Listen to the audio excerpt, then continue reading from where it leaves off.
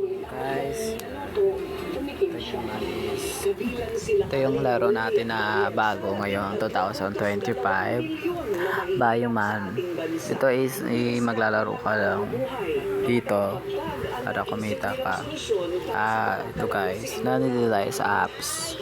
So guys, turo ka para dito maglaro tsaka kung ano yung mga task na gagawin dito kay Bioman. So guys, nakita nyo level 133 na tayo. So guys, nakita ito mission dito, mission dyan. Yung gagawin nyo, nakita nyo yung parang dyan na blue na memory. Yan, lahat makakuha kayo nyan para makakuha kayo ng coins dito sa may mapa. Yan yung makukuha nyo. Pag yan po yun, yung parang memory na blue. Yan, dapat po. Pwede nyo siyang ipunin para makakuha kayo dyan ng mga coins. May green money din dyan na makukuha. Tapos then ito, magsasign in lang kayo dyan para makakuha kayo ng coins at blue na memory. Yan. Ang importante nyong makuha is yung parang green na flower. Yan dyan sa taas. Kada level nyo dyan, may makukuha kayo dyan ng money. Yan. Level 3 na tayo dito. So, ang igugol lang natin, ma-upgrade natin is tong 1,500. Kailangan maging 1,500 dyan. Pag-upgrade tayo para makuha na itong 230 na green money. Yan. Then, ito siya. Ito yung balance. Tapos, mapaabutin mo lang siya ng 850 to 1,700 hanggang 2,800. Yan, pwede mo na siya ma-withdraw agad-agad. Basta paabutin mo lang yung balance na yon. Ito guys.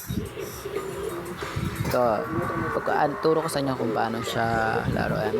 Pero bago yan, ito. Sa mga gustong maglaro dito is ito yung code.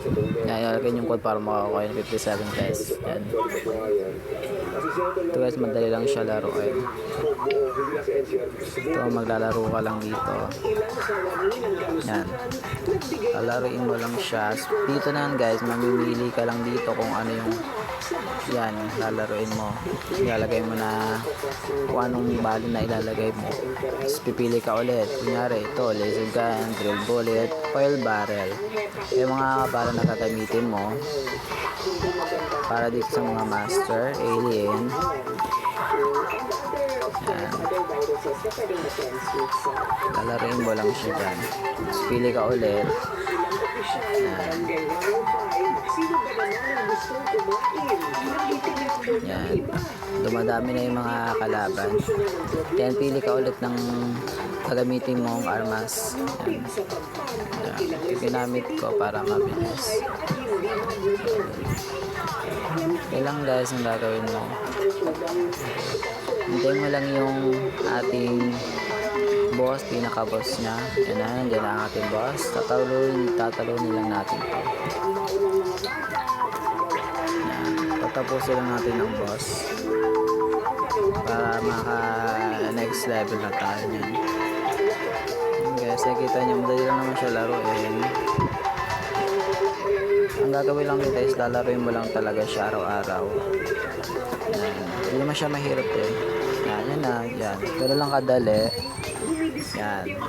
Bago tayo sa home yan. So guys, yan lang yung ating video ngayon. Saka yung iba, pag naka-withdraw na ako dito, i-video ko siya ulit. Then, ipapakita ko yung proof. Yun na. Thank you guys.